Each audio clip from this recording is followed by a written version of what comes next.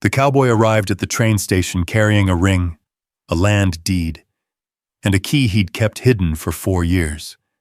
But the woman he came for was already stepping onto the train. Steam hissed around the platform as Garrett pushed through the crowd, his horse lathered with sweat from the hard ride. Snowmelt dripped from the brim of his hat. Across the tracks, Savannah stood on the train steps with a ticket in one hand and a worn leather notebook in the other. The conductor shouted.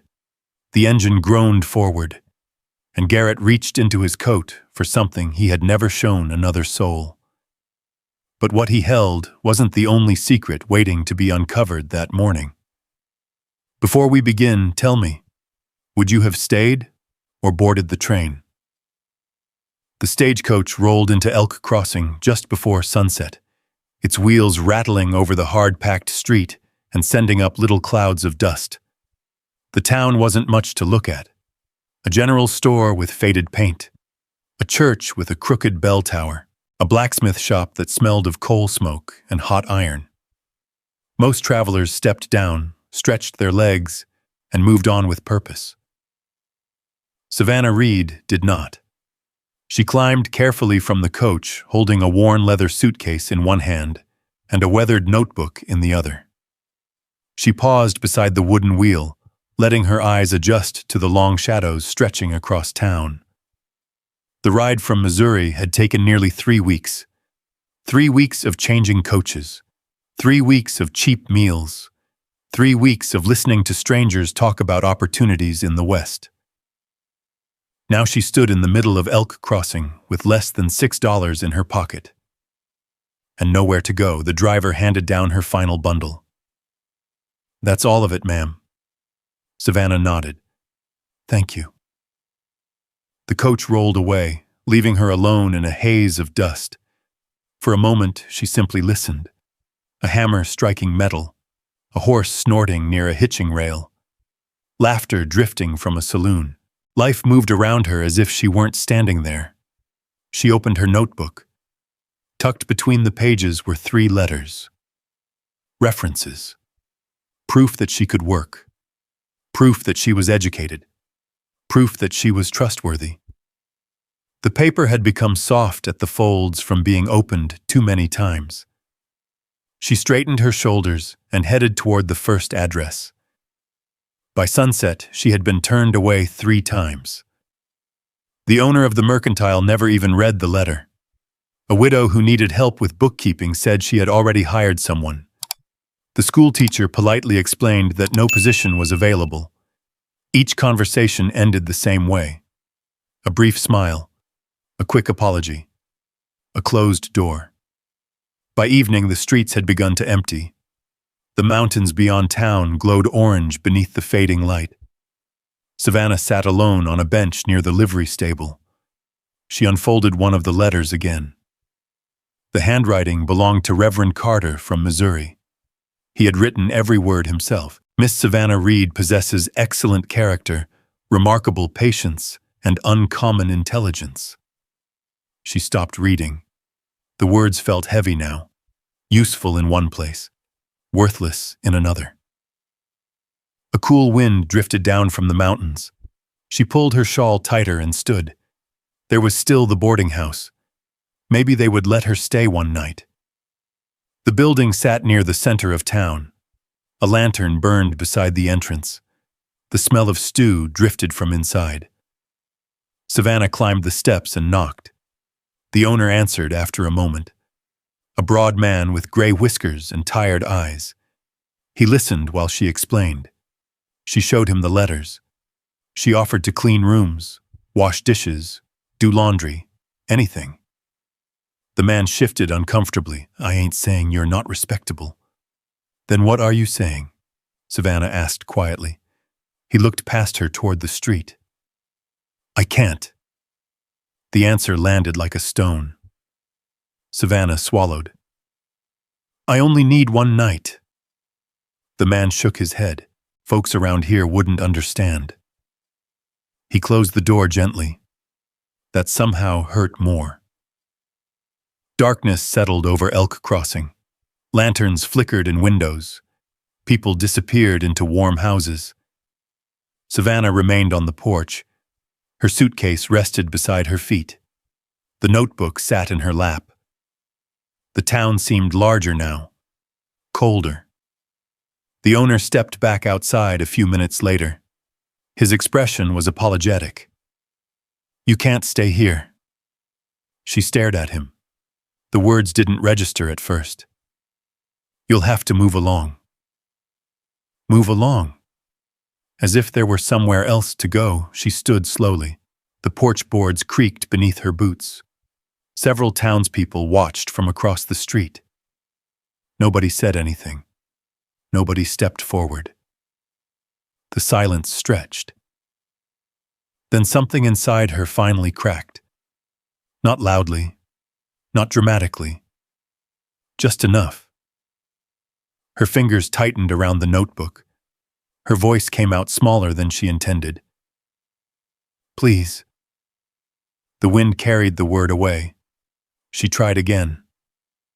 "Please, I'll do anything."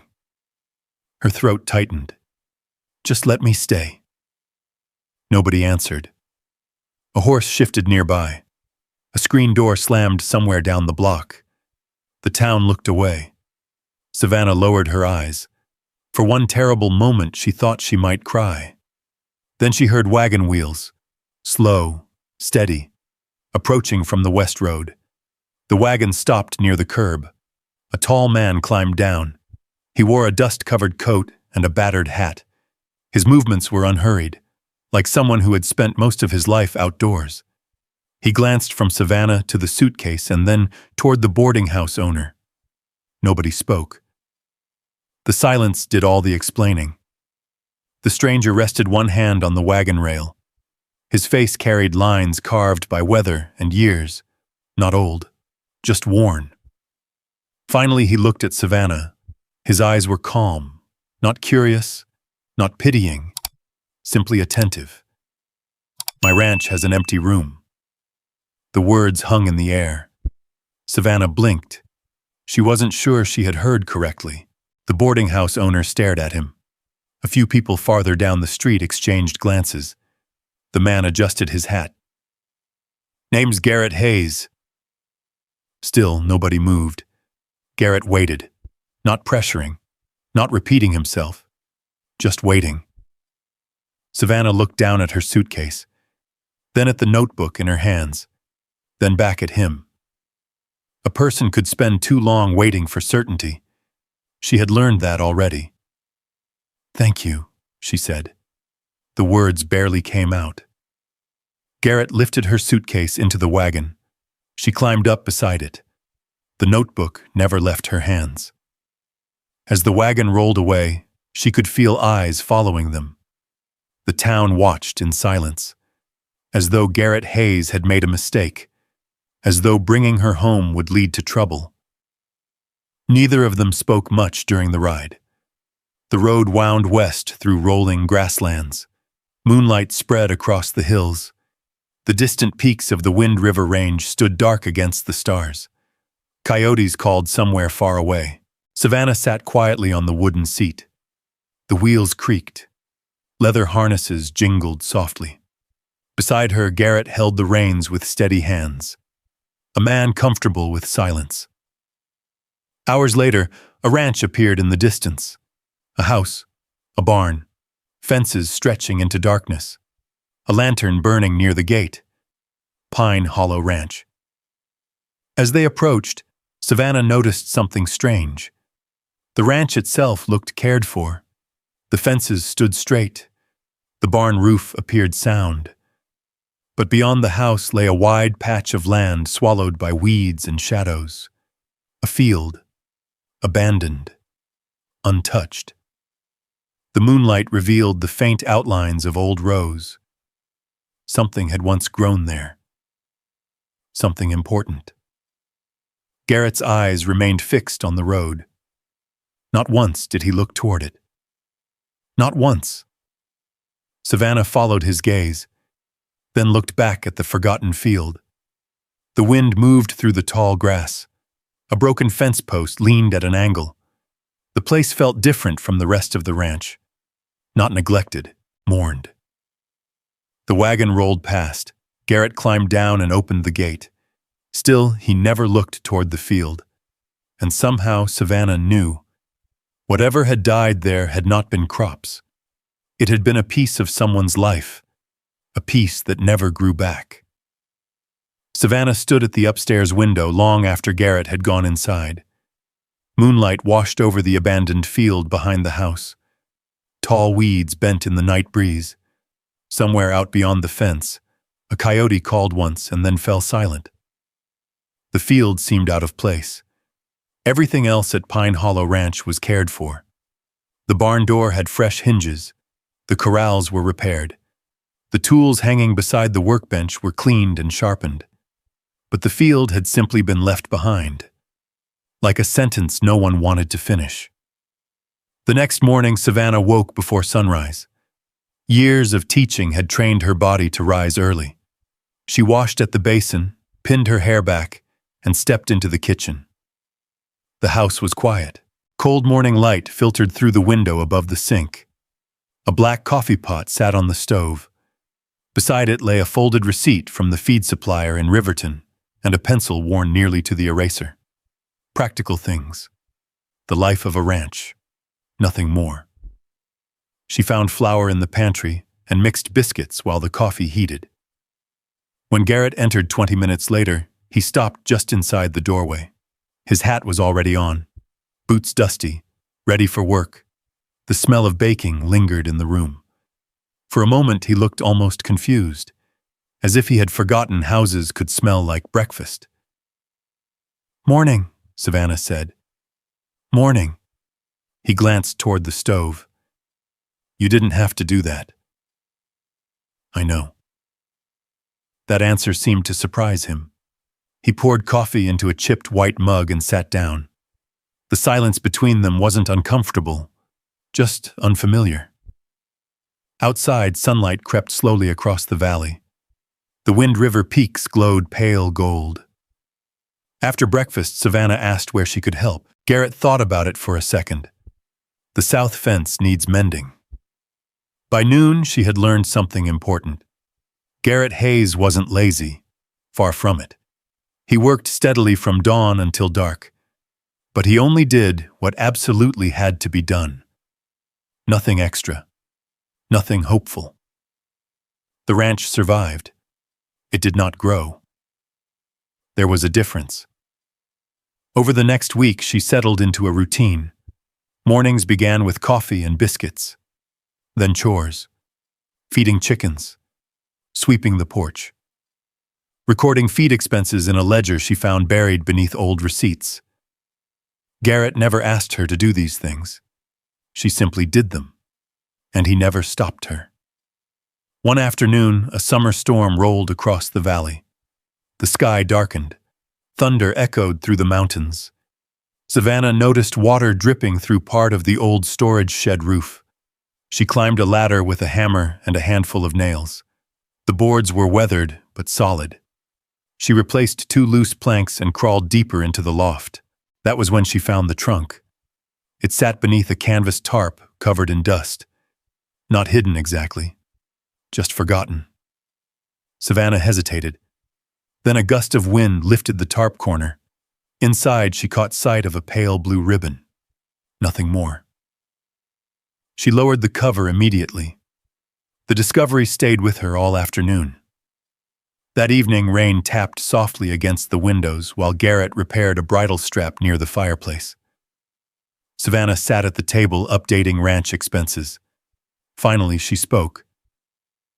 "Someone used to live here." The leather strap paused in Garrett's hands.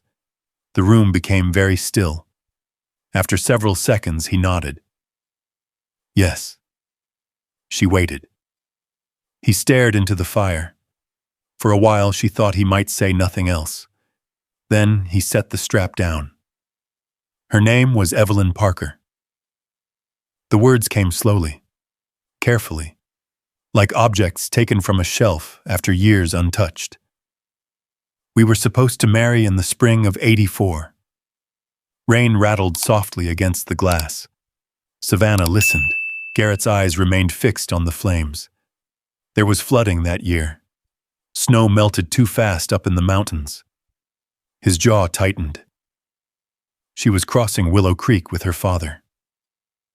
Silence. The wagon never made it across. The fire popped once. Neither moved. Savannah looked toward the dark window, toward the field beyond. Everything suddenly made sense. "The flowers?" she asked quietly. Garrett nodded. She planted every one of them. Another long silence followed. No dramatic speeches, no comforting phrases. The kindest thing Savannah could think to do was simply remain there. So she did. Eventually, Garrett stood, getting late. He carried his coffee cup to the sink, then disappeared down the hallway. The next morning, he woke just before dawn, as always. He pulled on his boots, stepped outside, and stopped.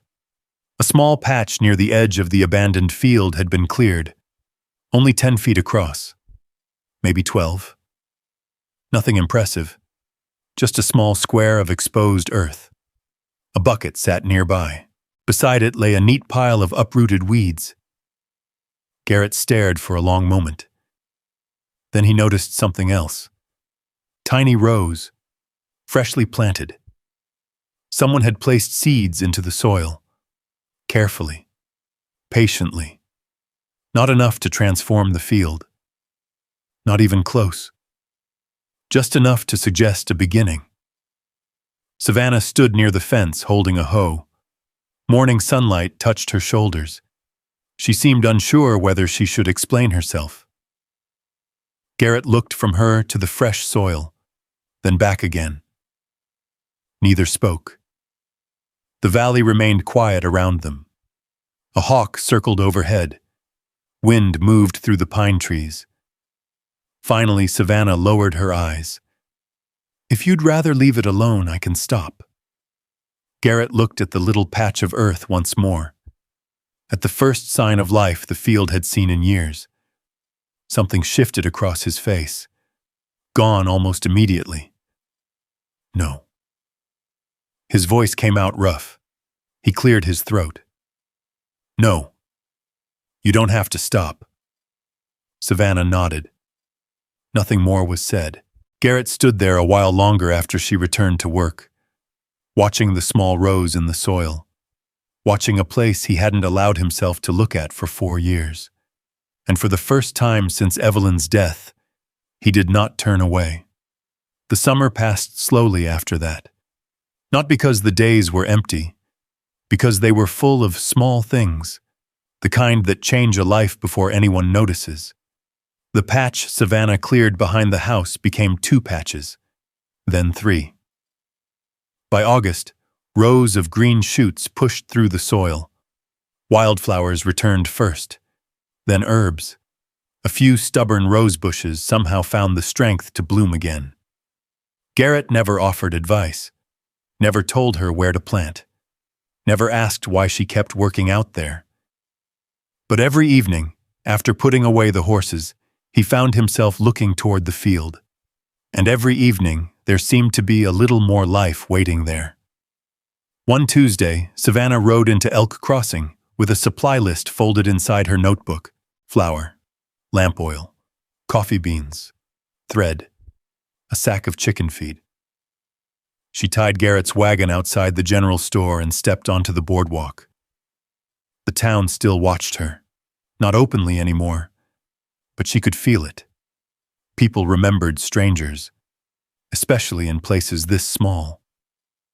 Inside the store, an elderly ranch wife named Mrs. Holloway struggled to read a letter. Her spectacles sat low on her nose. The paper trembled in her hands. Savannah noticed her frustration.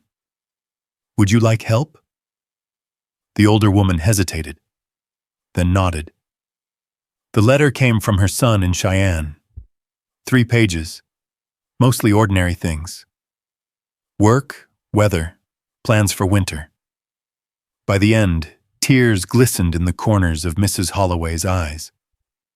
He writes just like his father did." Savannah folded the pages carefully and handed them back. The woman squeezed her hand. "Thank you." Word traveled fast in Wyoming, faster than wagons, faster than trains. By the following week, another person asked for help, then another. A ranch hand needed a contract explained. A widow wanted help answering a letter. A father worried about medicine instructions from a doctor in Lander. Savannah never charged money. She simply helped. The way people had once helped her mother.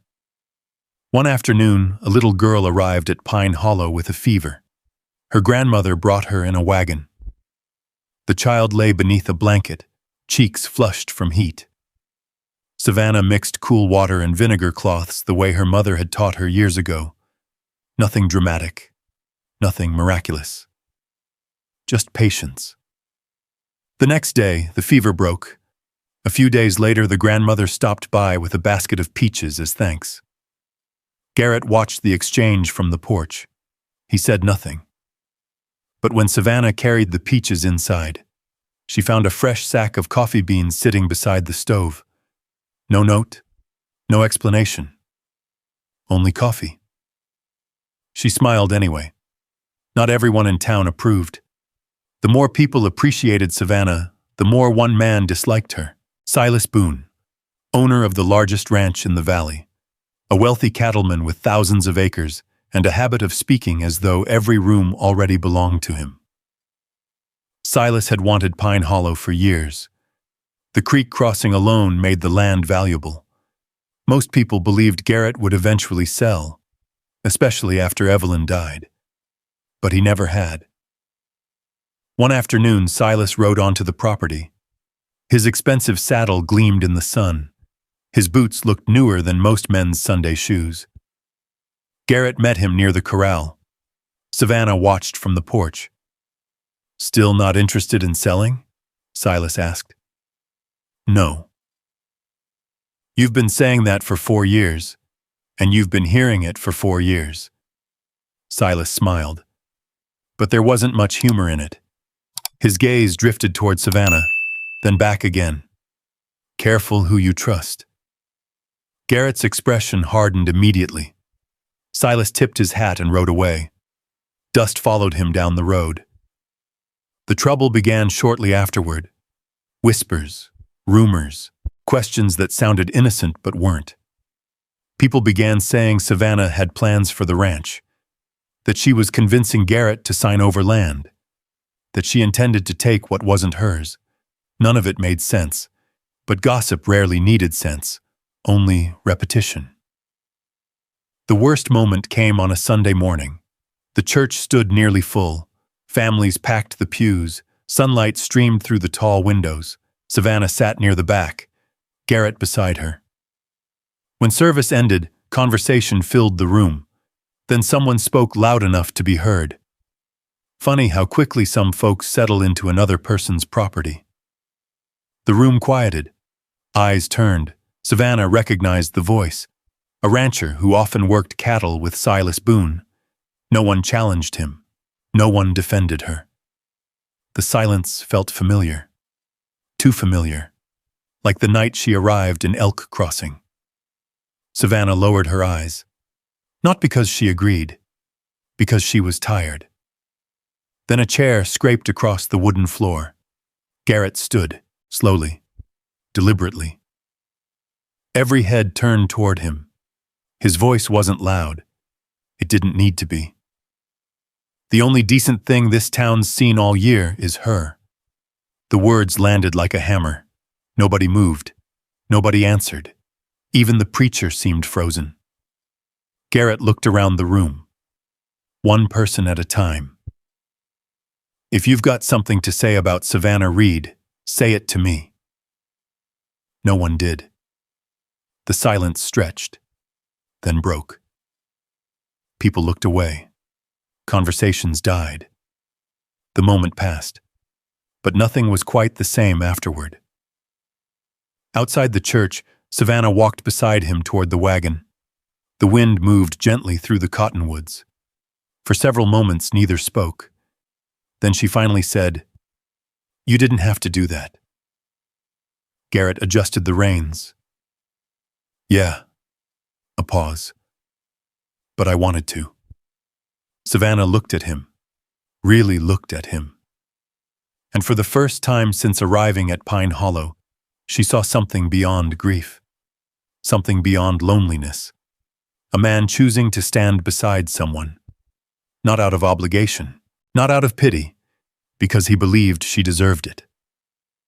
Neither noticed Silas Boone watching from across the street, or the expression on his face. The next move was already forming in his mind, and it had nothing to do with gossip. By the end of September, survey markers appeared near the creek that supplied Pine Hollow's water. 3 days later, Garrett received notice that portions of the water access were being disputed. Silas Boone had found another way to come after the ranch. This time, he intended to take something Garrett couldn't live without. The first snow arrived 2 weeks earlier than usual. It dusted the fence rails white and settled across the peaks of the Wind River Range like a warning. By October, the creek that crossed Pine Hollow had become the center of every conversation. Survey stakes appeared along the banks. Fresh wire stretched where no wire had stood before. Silas's men claimed they were protecting property boundaries. Garrett knew better. One cold morning he rode the length of the creek and returned home with frost on his coat and anger in his eyes. They fenced off the lower crossing. Savannah looked up from the kitchen table. A ledger lay open before her beside a stack of receipts and supply invoices. Can they do that? They'll try. That evening, neither spoke much during supper. Wind rattled the windows. The coffee tasted stronger than usual. Outside, winter gathered itself. The storm arrived 3 days later. Snow came sideways. The mountains vanished. Fence posts disappeared beneath drifts. Even the barn seemed smaller under the weight of white. By the second day, word reached Pine Hollow. A teacher and several children were stranded in a one-room schoolhouse high in the foothills. The road had vanished beneath snow. No wagon could reach them. Garrett saddled the horses immediately. Savannah was pulling on her coat before he could object. "You stay here." "No." The answer came fast, firm. Garrett looked at her. She held his gaze. Neither moved. Then he handed her an extra pair of gloves. That was the end of the argument. The ride into the storm felt endless. Snow stung their faces. The wind howled through the pines. More than once, Savannah could barely see Garrett riding ahead of her. When they finally reached the schoolhouse near dusk, frightened children crowded the windows. Relief spread across the room the moment the door opened. The journey home proved harder. The storm had grown worse. Visibility vanished. Near a frozen ravine, one wagon wheel struck hidden ice. The wagon lurched. Savannah lost her footing. The world tilted. Then cold. A sharp pain shot through her leg. Garrett was beside her immediately. The children were unharmed. Savannah tried to stand. Couldn't. For one terrible second, Garrett saw another face. Another winter. Another loss. His expression changed. Not panic. Something deeper. Something older. Without a word, he lifted her into his arms and carried her back to the wagon. Hours later, they reached Pine Hollow. Savannah drifted in and out of fever through the night. The doctor from Elk Crossing couldn't arrive until morning. Garrett never left her room. A lamp burned low beside the bed. Near midnight, her notebook slipped from beneath the blanket and fell onto the floor. Garrett bent to pick it up. The pages opened. At first he meant to close it. Then his eyes caught familiar words. Pine Hollow. The flower field. Morning coffee. The sound of horses in the barn. Page after page. Observations. Memories. Small moments. The final entry had been written only days before. For the first time in years, I feel like I belong somewhere. Garrett sat motionless. The lamp flickered. Outside, snow battered the house. Inside, something in his chest quietly broke open. Near dawn, Savannah's fever finally eased. She slept peacefully. Garrett remained beside the bed long after sunrise. The storm passed 2 days later. Blue sky returned. The mountains emerged from the clouds. That afternoon, the mail rider arrived. Among the letters was one addressed to Savannah Reed. Missouri. She read it standing near the kitchen window. Once. Then again. Her fingers tightened around the paper. Garrett watched from across the room. What is it? Savannah lowered the letter slowly. The expression on her face was impossible to read. My old school. Silence. They want me to come back. She swallowed. This time as principal. The room suddenly felt smaller. The future neither of them had been willing to name was standing quietly between them, and neither knew what to say. For the next several days, life at Pine Hollow moved forward the way winter rivers do beneath ice. Slowly, silently. The letter from Missouri remained folded inside Savannah's notebook. She carried it everywhere. Sometimes Garrett would see the edge of it tucked between the pages. Neither mentioned it. Not at breakfast. Not while repairing fences. Not while feeding livestock beneath gray winter skies. The silence between them had changed. It wasn't uncomfortable. That almost made it worse, because now there were things both of them wanted to say, and neither knew how. One morning, Savannah stood beside the flower field, now sleeping beneath a blanket of snow. The rose canes Evelyn had planted rose through the white like dark fingers. Garrett walked over carrying a bucket of grain. You'll take the position. It wasn't a question. Savannah looked toward the mountains. I think I should. Garrett nodded once. The conversation ended there. But that night neither slept much. The final move from Silas Boone came before Christmas. Official papers arrived from Elk Crossing. A formal challenge. Water rights. Land boundaries. Access to the creek. Everything Pine Hollow depended upon. Silas wasn't trying to buy the ranch anymore.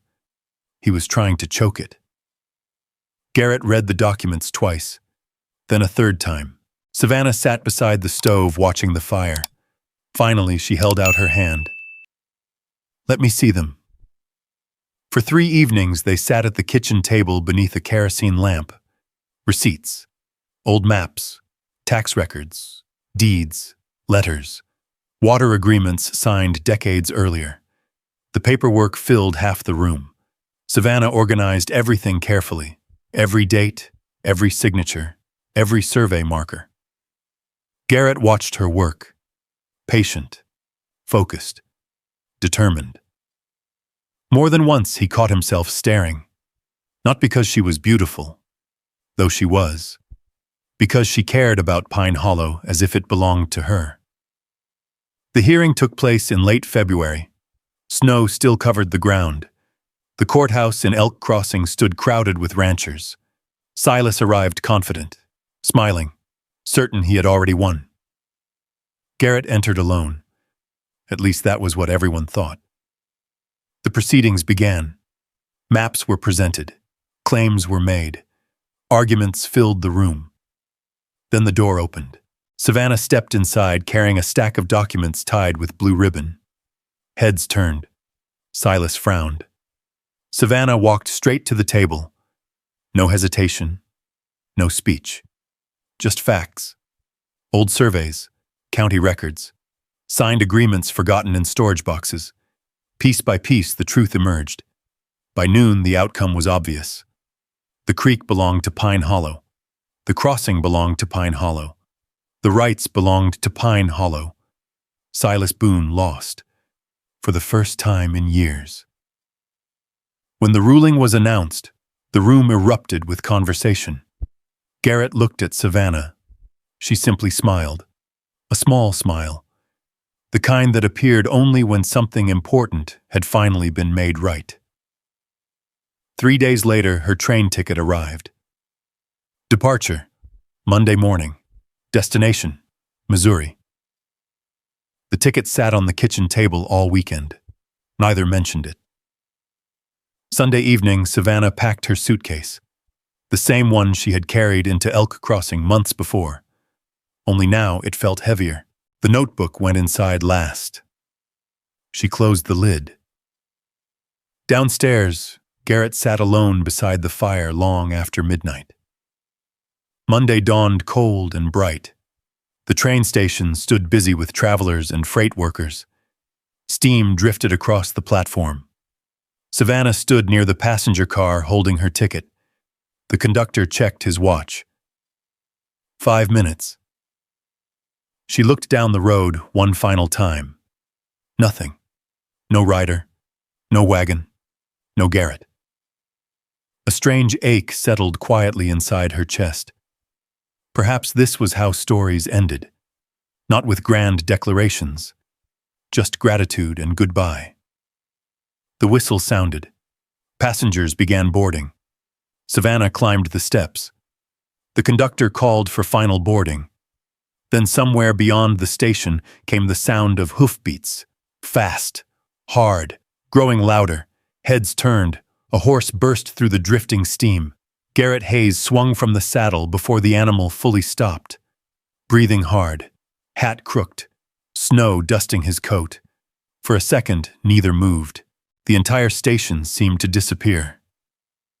Garrett walked toward her carrying 3 things: an old brass key, a folded land deed, a small velvet box. He stopped directly in front of her. His voice wasn't loud, but every word carried. I thought I was waiting for the past to come back. The station fell silent. Garrett held out the key. The storage shed, Evelyn's shed, the place he had kept locked for 4 years. Then he offered the deed. Half of Pine Hollow. Savannah stared at him, unable to speak. Finally, he opened the small box. Inside rested his mother's ring. Simple. Worn. Beautiful. His hands trembled slightly. Not from the cold. Turns out I was waiting for you. For a moment the world seemed to stop. The steam, the wind, the voices, everything. Savannah felt tears gather before she could stop them. Not because of the ring, not because of the land, because someone had chosen her. Completely. Without hesitation. The conductor quietly stepped away. Nobody rushed them. Nobody interrupted. Savannah looked at Garrett. Then at the train. Then back at Garrett. The answer had been waiting for months. She simply hadn't known it. Slowly, she handed the ticket back to the conductor. A smile spread across Garrett's face. The first truly unguarded smile she had ever seen from him. 1 year later, spring returned to Wind River. The flower field behind Pine Hollow blazed with color. A small schoolhouse stood on land belonging to Savannah Reed Hayes. Children filled the room with laughter. White children, black children, ranch children, mining children, all learning beneath the same roof. In the afternoons, Garrett repaired fences while Savannah finished lessons. Then they would sit together on the porch, coffee cooling in their cups, the mountains glowing gold in the evening light. Inside the house, the chair beside the fireplace was no longer empty, and beyond the window, the field Evelyn once planted bloomed again. Not as a memorial, not as a wound, as part of a future, the kind neither Garrett nor Savannah had believed was still waiting for them, until they found it together. And maybe that's why this story stays with us long after the sun sets over Pine Hollow. Because most of us know what it feels like to carry something we never fully put down. A loss. A disappointment. A door that closed years ago but still echoes when the house is quiet. If you had stood where Garrett stood, staring at a future that looked empty? Would you have had the courage to open your heart again? If you had stood where Savannah stood, holding a train ticket to the life you once dreamed about, would you have trusted that you already belonged somewhere? Life rarely heals us all at once. More often, it happens the way that flower field came back to life. One small act, one kind word, one person willing to stay when leaving would be easier. Maybe that's the lesson hidden in their story. Not that pain disappears, not that every wound closes, but that sometimes the people meant to change our lives arrive quietly, and healing begins in the ordinary moments we almost overlook. I'd love to know your thoughts. If you were Savannah, would you have boarded that train or stayed at Pine Hollow? And if this story found a place in your heart tonight, I hope you'll join us again. There are still many roads to travel, many forgotten towns to visit, and many stories of love, resilience, and second chances waiting just beyond the next horizon. Until then, take care of yourself and keep a light burning for hope.